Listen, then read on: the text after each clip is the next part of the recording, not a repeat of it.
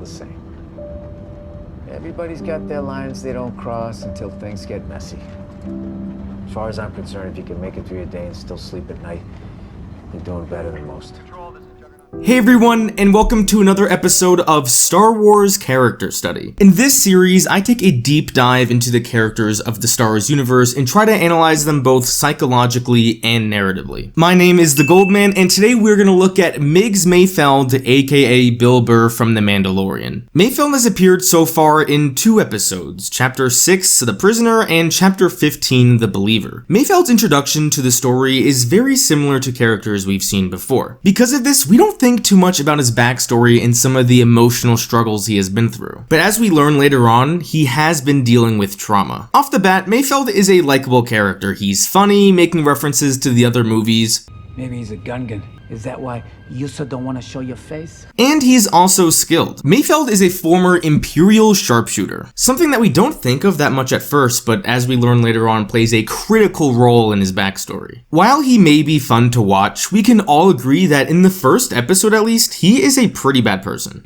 Get that blaster out of my face, Mando. Mayfeld was so bad that he didn't even consider destroying the like button for the YouTube algorithm. Did you know that the more people that hit the like button for the YouTube algorithm, the sooner Mandalorian Season 3 will come out? Also, it really does help out with the channel, so I'd greatly appreciate it. I would say the most character-defining scene in the first episode would be the confrontation with the New Republic officer, played by Matt Lanter, the voice of Anakin Skywalker in the Clone Wars, and the rest of the crew. In story, the most powerful conflict that can exist is not the physical conflict between two characters, but the moral conflict between two characters. Mando believes that the life of the New Republic officer should be spared. While having a gray moral compass being a bounty hunter, Mando has shown to be a person with compassion. This is the basis of his relationship with Grogu. Mayfeld, on the other hand, wants to kill the officer because he knows the officer poses a threat to their operation. This scene is important because it establishes the foundation of their relationship, which is further explored in Chapter 15. After some arguing, Zeon the Twi'lek kills the officer, and while Mayfeld may not have done it himself, he approves. The first episode when it comes to Mayfeld is really mostly set up for his second appearance in Season 2. Besides being more of a jerk to Mando, we didn't learn much else about him. Contrast this to Chapter 15 and we learn a lot about Mayfeld. Grogu is missing and Mando needs a way to find him. Since Mayfeld is a former Imperial in prison and Cara Dune is a ranger for the New Republic, he hopes he can find Mayfeld and use his knowledge of the Empire to find Grogu. At the beginning of the episode, that's all that Mayfeld is to Mando, a former Imperial. This is also how Cara Dune sees Mayfeld. You sure do know a lot about Imperial remnants. Hey, if you want to accuse me of something, then just say it. One thing I noticed is that there's a lot of judging a book by its cover in the beginning of this episode. Cara Dune and Mando refuse to show any ounce of respect to Mayfeld in the beginning of the episode because he is a former Imperial. When confronted with this, Mayfeld kind of defends himself because he doesn't want to be perceived as an Imperial. Why am I so lucky? Because you're Imperial. Hey, that was a long time ago, all right? What's interesting here, and we don't realize this at first, is that to begin, Mayfeld isn't so much defending himself as he is trying to bury his trauma. Mayfeld's reaction here is something we can all empathize with, and that's being labeled with a negative connotation. We've all been prejudged before based off of a group we may have belonged to. We see this very often in political discourse. When Mayfeld suggests he goes alone, Cara Dune immediately shuts him down, thinking he will alert the Empire to their presence. Great, so it's me going in alone. No way.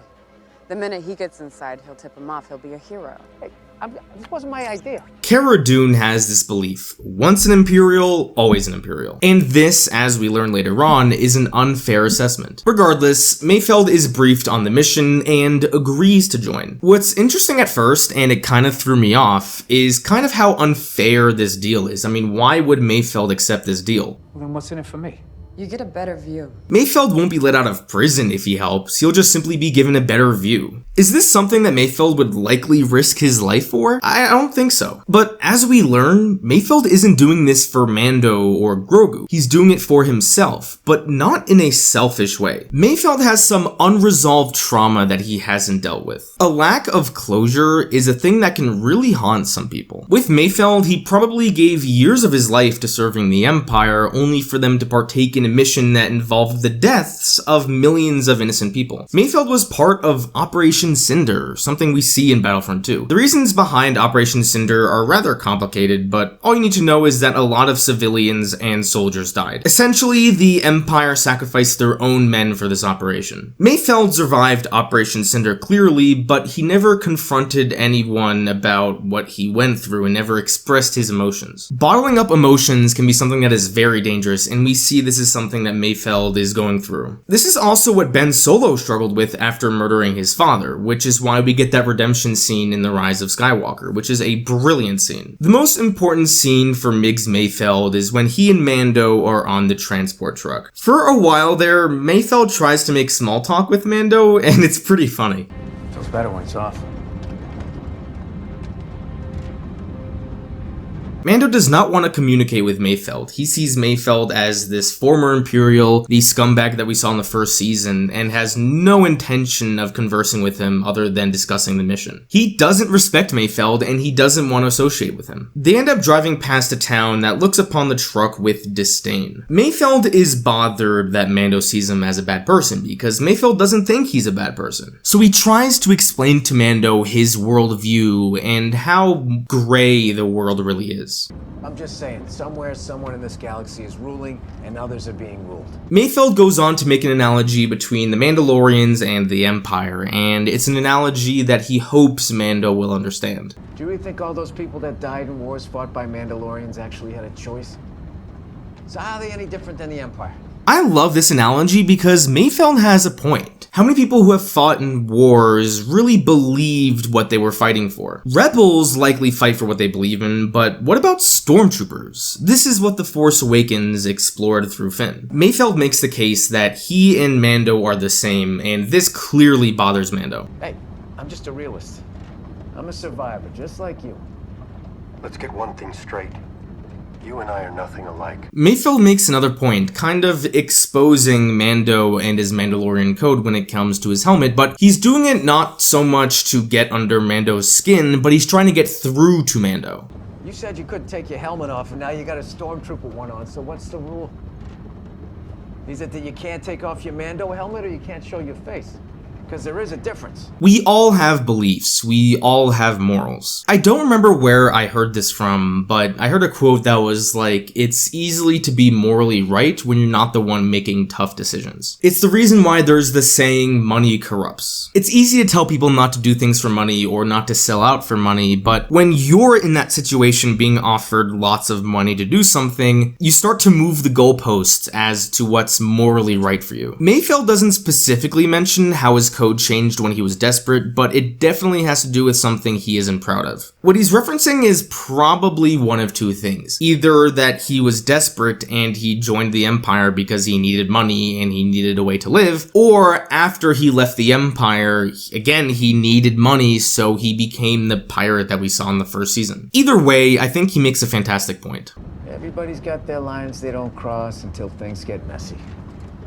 As far as I'm concerned, if you can make it through your day and still sleep at night, you're doing better than most. This is probably the most important quote in the episode, and it's something that all the viewers can agree with. We all make decisions in our daily lives, whether or not we believe it or not, just so we can sleep better at night. For example, the fact that there are dogs and other animals neglected and abused every day really infuriates me, but I choose not to think about it because if I did think about the horrors of the world, I would be a miserable person. And I'm sure a lot of you guys are the same way. I'm gonna fast forward through the chase scene because we don't learn more about Mayfeld here during this fight, even though it is a great fight. The next scene I want to talk about, which you can also argue is the most important scene in the movie, is when Mando and Mayfeld are in the Imperial cafeteria. The most important thing about this scene is obviously Mando removing his helmet. Mando taking off his helmet also proves Mayfeld's point about changing the goalposts when you're desperate. I could go on for hours about why this is such a great moment for his character, but this is not a video on Mando. Mayfeld's response to Mando removing his helmet shows that people are complicated. We saw Mayfeld do some pretty bad things in his first episode, but in this episode, we see him do some incredibly selfless things. Mayfeld has always treated Mando's code as a joke. He would make comments in season 1 about what's under Mando's helmet, and even in the beginning of this episode, he laughed when he saw Mando in the Stormtrooper armor. I'm gonna jump forward a little bit, because when Mayfeld gives the helmet back to Mando after he kills the Imperial officer, he says and does something that is incredibly selfless. You did what you had to do. I never saw your face. As much as Mayfeld has made fun of Mando for his code, at the end of the day, he knows how important it is to him. So without a second thought, he hands Mando the helmet without getting one last look, if you will. The subtle acting of Bill Burr looking away when he hands Mando the helmet shows that deep down there is a good person inside Mayfeld. And this is a theme of Star Wars. There's good in all of us, there's bad in all of us, but it's about how we act that matters. Rewinding the clock a little bit, Mando and Mayfeld sit in front of not any Imperial officer, but the one who likely sent Mayfeld on the mission that has traumatized him. This scene honestly may have some of the best dialogue in the entire series. The Star Wars series, not just The Mandalorian. Mayfeld is able to confront the ghost of his past, something that a lot of people don't get the opportunity to do. He's finally letting out all those inner emotions he's held for so long, and that can be something that's very therapeutic for a person. We lost our whole division that day. Man, that was like 10,000 people. Yep. All heroes of the Empire. Yeah. And all dead. As I said, what Mayfeld is doing right now can be very therapeutic, but also very dangerous. This officer represents the source of all of Mayfeld's problems, and he's looking for the officer to show some remorse, some acknowledgement of wrongdoing. This is the closure that Mayfeld is looking for so he can finally sleep at night. The guys I served with, civilians, those poor mud scuffers, died defending their homes, fighting for freedom. Was it good for them?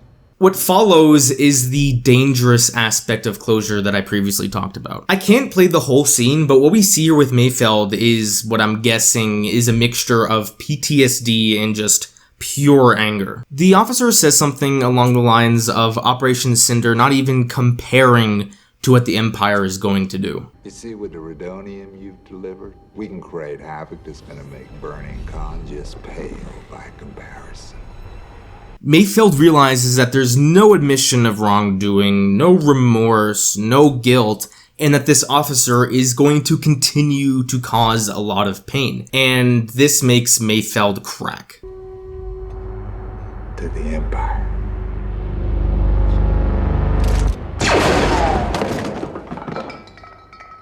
I love this scene because it shows Mayfeld as a human being. Was it smart to kill an Imperial officer in an Imperial facility? Probably not. But Mayfeld is a human being. He has emotions, and right then and there, he was at his most emotional, so it makes sense that he makes a rash decision. Mayfeld is a human being that experienced trauma, and he acted in a way that was true to his character. The last thing I want to show is a very quick line of dialogue that a lot of people might have missed.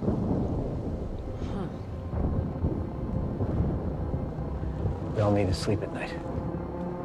I love this line of dialogue, not only because it harkens back to what Mayfeld said in the beginning of the episode, but because it summarizes all of Mayfeld's motivations in 7 words. The episode ends with Cara Dune and Mando agreeing to let Mayfeld go. They see that he's not the evil Imperial that they thought, but a man who deep down may be a good person. What can people learn from Mayfeld? What can writers learn from Mayfeld? Mayfeld shows us that people are complicated. Some people may do bad things, but that doesn't mean they're bad people. It's easy to put people in a group that you don't like simply because of their past or what they may believe. But behind every person is a past, and some of those pasts may be traumatic to those people. Mando and Cara Dune realize there's more to Mayfeld than what they thought, so they decide to let him go because they see he's a good person. I would say this episode is probably my favorite in the series. It does a lot of great things that don't have to do with Mayfeld, but the transformation of Mayfeld from season 1 to this season is my favorite aspect of this episode. I want you guys to let me know what you thought about this video. Do you like the character of Mayfeld? Did you like this episode? Because I love both. Also, what characters do you want to see me cover? Because I want to cover characters that you guys want to learn about. The next character I'll be doing a character study for is Kylo Ren, so stay tuned for that. Thank you everyone so much for watching another one of my videos.